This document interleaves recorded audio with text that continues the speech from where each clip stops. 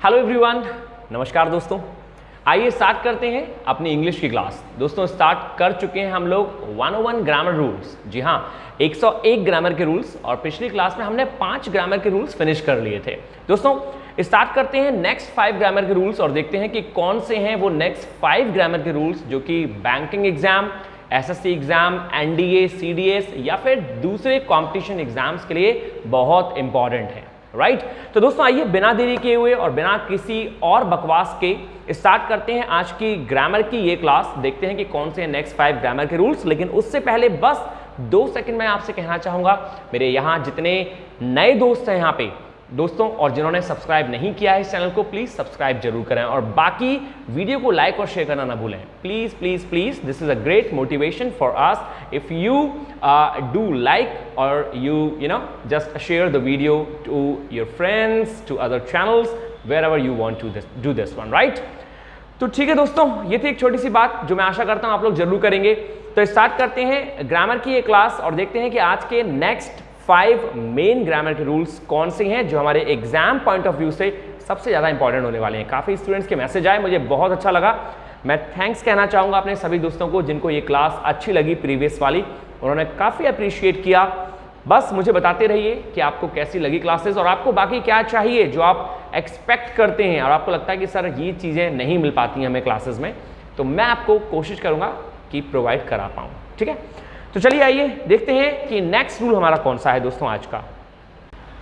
तो ये हमारे 101 ग्रामर के रूल्स, जैसा कि आपको दिखाई दे रही होगी मेरे पीछे slide, perfect dose for exam, है ना। तो हमने फिनिश कर लिए थे 5 और जल्दी से देखते हैं कि नंबर 6 रूल कौन सा है। ये था 5, ये थे इसके एग्जाम्पल। रूल नंबर 6 दोस्तों आपके सामने है और आपको साफ साफ दिखाई दे रहा होगा कि रूल नंबर 6 क्या लिखा हुआ है। तो भैया रूल नंबर 6 आपसे कह रहा है two singular nouns joined by either or neither nor. हम सभी जानते हैं कि ईदर और का मतलब होता है या तो ये या वो, और नीदर नॉर का मतलब होता है ना तो ये ना वो। जी हाँ, ईदर और, ईदर के संग हम हमेशा और का यूज करते हैं और नीदर के संग दोस्तों हम हमेशा नॉर का यूज करते हैं। काफी लोग सोचते हैं कि सर क्या हम नीदर के साथ और का यूज कर सकते हैं? जी कतई वाहियात हो जाएगा ये। प्लीज नीदर के संग और का यूज नहीं करते, नीदर हमेशा नॉर लेता है। तो ईदर और नीदर नॉर का एक पेयर होता है, ये याद रखेंगे। ईदर और का मतलब या तो ये या वो, और नीदर नॉर का मतलब ना तो ये ना वो।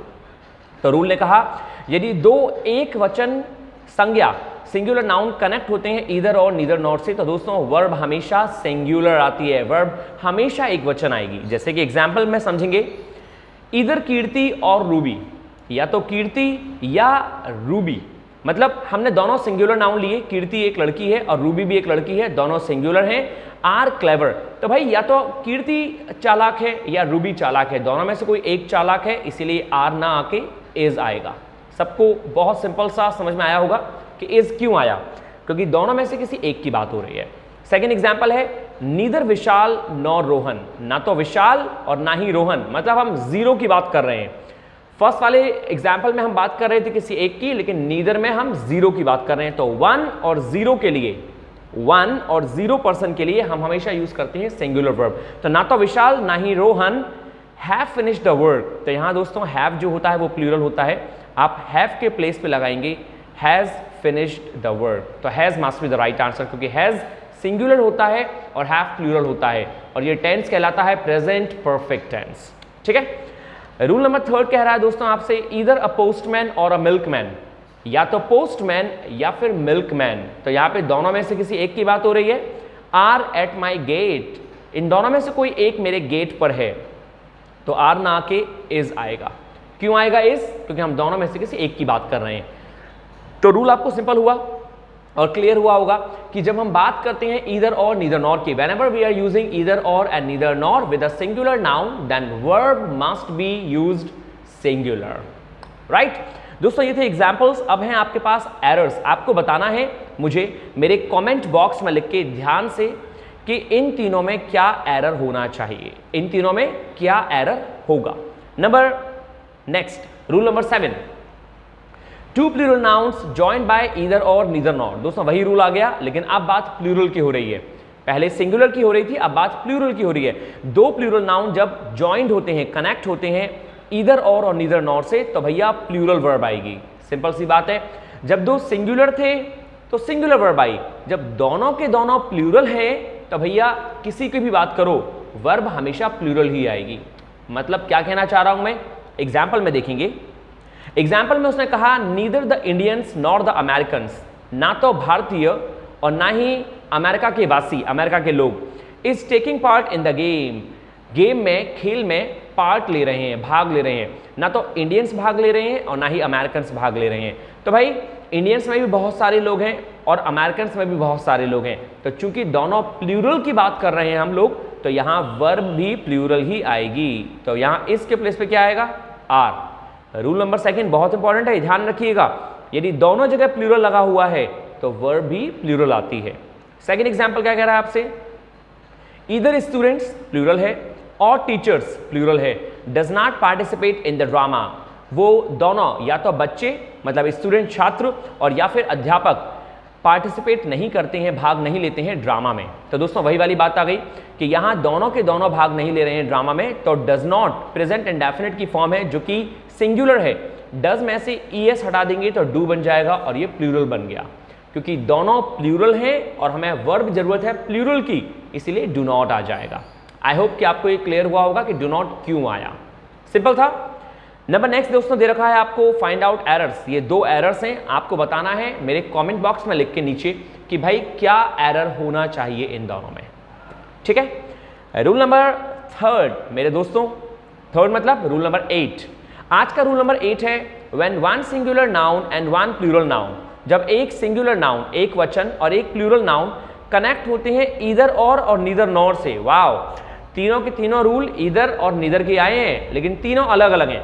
पहला था दोनों सिंगुलर हैं, दूसरा था दोनों प्लूरल हैं, तीसरे में है कि यदि एक सिंगुलर है और एक प्लूरल है तो the verb must come with the nearest noun.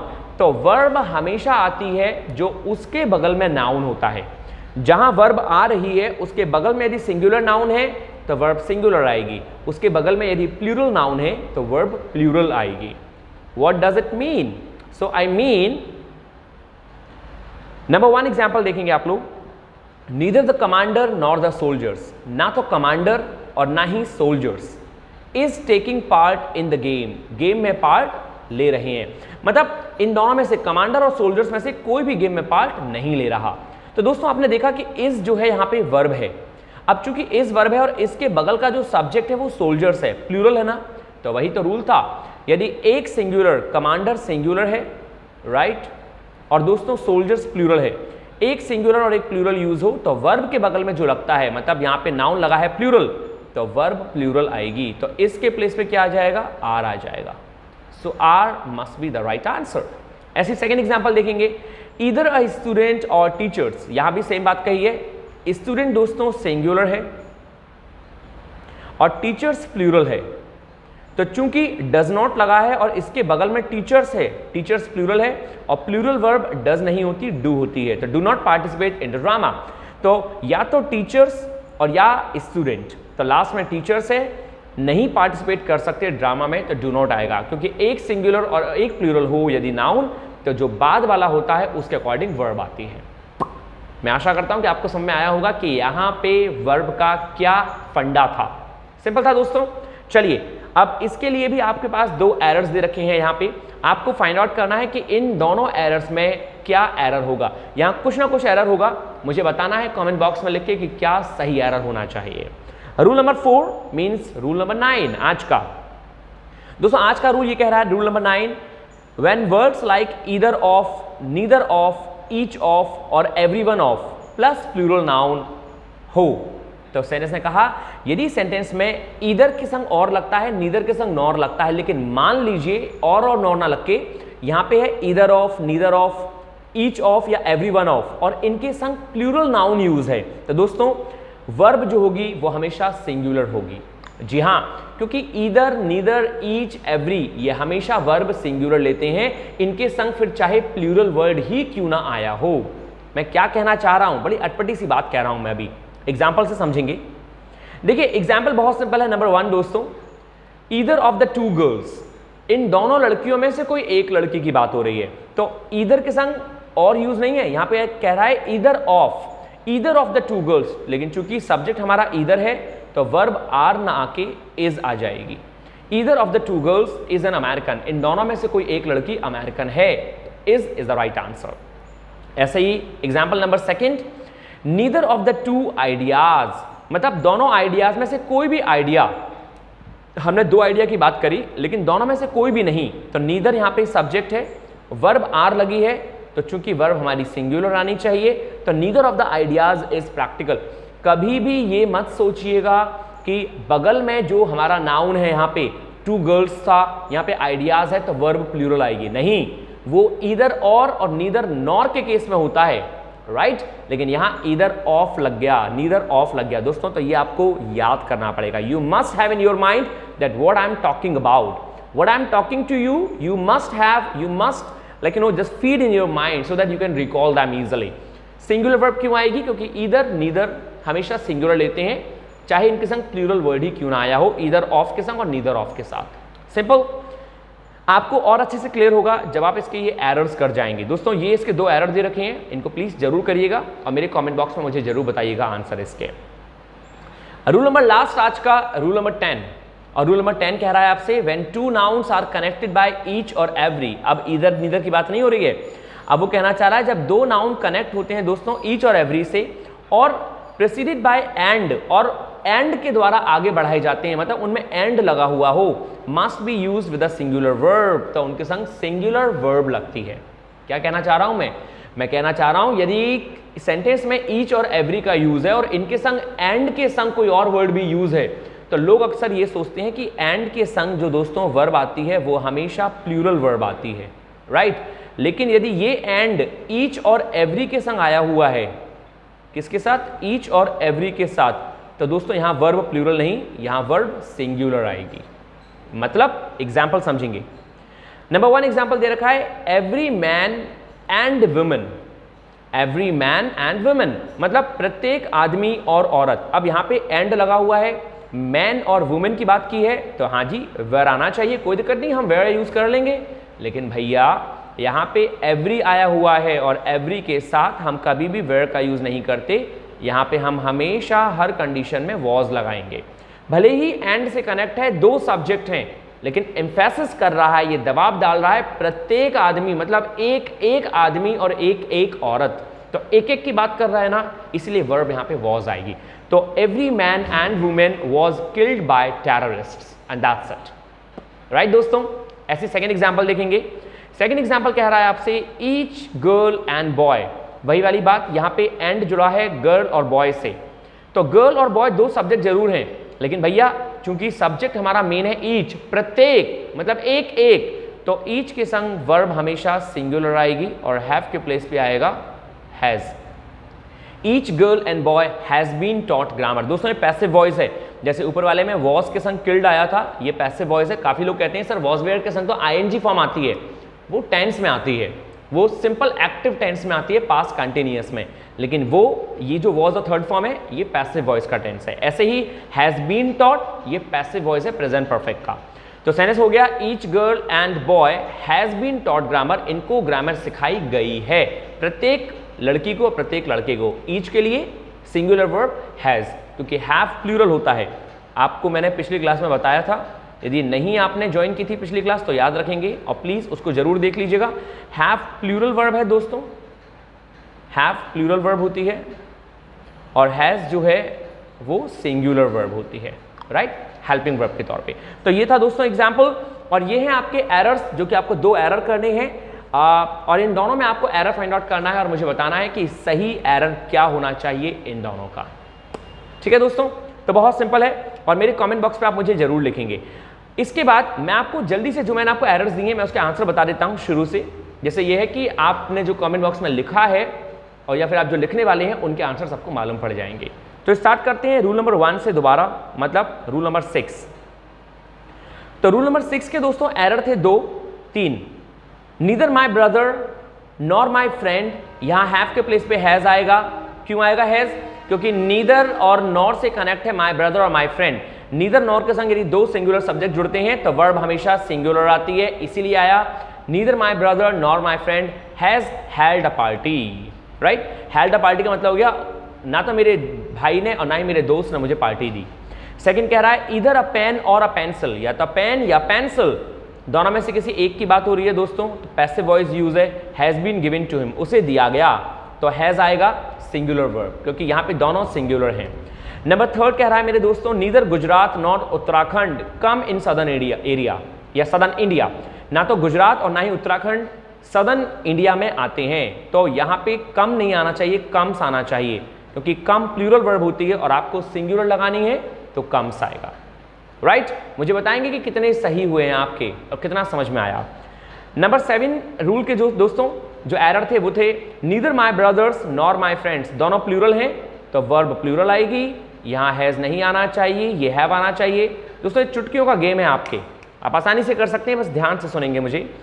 Either pens और पेंसिल्स, या तो पेन्स या पेंसिल्स, तो यहाँ पे तो दोस्तों हैव ऑलरेडी दे रखा है तो ये तो सही है, have been given to him. यहाँ पे हैज होता तो गलत होता, हैव बीन गिवन है तो नो एरर है यहाँ पे। इस सेंटेंस में नो एरर होना चाहिए। क्यों होना चाहिए भैया? क्योंकि सेंटेंस में ऑलरेडी हैव दे रखा है, पेन्स और पेंसिल्स हैं, प्लूरल है तो हैव आएगा। रूल नंबर 8 के दोस्तों दोनों error, neither Ramesh nor his family members, तो लास्ट में प्लूरल है तो लास्ट के अकॉर्डिंग वर्ब आएगी, वॉज के प्लेस पे वेयर आ जाएगा। ठीक है। ईदर अ शॉपकीपर और कस्टमर्स, कस्टमर्स प्लूरल है तो इसके प्लेस पे आर आ जाएगा, एंगेज्ड इन आर्ग्यूमेंट। राइट दोस्तों, इसके प्लेस पे आर क्यों आया? क्योंकि भैया या तो शॉपकीपर और या कस्टमर्स, आर लास्ट में कस्टमर्स है, वर्ब प्लूरल आ गई। ठीक है। और एंगेज्ड है, एंगेज थे, ये पैसिव वॉइस हो गया। नंबर नेक्स्ट दोस्तों नंबर 9 के errors, each of the buses go to Delhi, तो मैंने आपको बताया था यदि ईच ऑफ का यूज होता है तो हम प्लूरल नाउन को इग्नोर करते हैं, और ईच चूंकि सिंगुलर होता है तो गो के प्लेस पे गोज होना चाहिए। Each of the buses goes to Delhi. और सेकंड है एवरीवन ऑफ द हाउस, तो प्रत्येक हाउस जो है वॉज ऑक्यूपाइड, यहां वेयर के प्लेस पे वॉज हो जाएगा। ठीक। एंड द लास्ट दोस्तों रूल नंबर 10 के 2 एरर लास्ट आज के, each pen and pencil, each लगा हुआ है, ईच सिंगुलर होता है तो हैव के प्लेस पे हैज आ जाएगा यहाँ पे। एंड सेकंड एग्जाम्पल है जो एरर ढूंढना था आपको, एवरी सेलर, सेलर का मतलब होता है नाविक जो नाव चलाता है, एंड ट्रैवलर इज स्लीपिंग, यहाँ पे एवरी आ गया, सिंगुलर सब्जेक्ट है तो आर नहीं आएगा, आर के प्लेस पे is sleeping soundly in the boat, and that's it. दोस्तों ये थे आज के हमारे एरर्स और आज का सेशन। मैं आशा करता हूं कि आपको ये सेशन बहुत अच्छा लगेगा और बहुत अच्छा लगा होगा। यदि कहीं कोई डाउट है, कहीं कोई क्वेश्चन है तो प्लीज मुझे कमेंट बॉक्स में जरूर लिख के भेजिएगा। That's it for today. Finish करते हैं आज की क्लास को, और क्लास फिनिश करने से पहले आपको जो मेरे बगल में दिख रहा है ये आप जरूर ध्यान रखें, late night English with Parth Foster every day at 8 PM। Daily 8 o'clock दोस्तों एक क्विज होती है हम लोगों की, जिसमें सभी स्टूडेंट्स ऑल ओवर इंडिया से कनेक्ट होते हैं और वहाँ आंसर देते हैं। तो आप भी यदि इसका पार्ट बनना चाहते हैं तो बिल्कुल फ्री ऑफ कॉस्ट आप इसका पार्ट बन सकते हैं, और अपने आप की इंग्लिश आप मेरे साथ देख सकते हैं कि आपकी इंग्लिश कैसी है, और कहीं कोई क्वेश्चन है तो आप डायरेक्ट लाइव सेशन में मुझसे क्वेश्चन पूछ सकते हैं। Right everybody, so that's it for today. Take care of yourself, meeting tomorrow again. Till the time stay happy, stay healthy, stay hungry. Thank you दोस्तों, टेक केयर। एक बात मैं कहना भूल गया दोस्तों, इसी चैनल पे रीजनिंग की क्लास भी आपके लिए अवेलेबल हो चुकी हैं। जिन स्टूडेंट्स का आरआरबी का एग्जाम है नियर बाय, या फिर अगल बगल जो भी एग्जाम्स आते हैं उनके लिए मेंस लेवल की रीजनिंग, चाहे एसएससी हो और चाहे आपके बैंकिंग हो, वो आपके लिए अवेलेबल है। So you can search in this channel. Thank you दोस्तों, नमस्कार।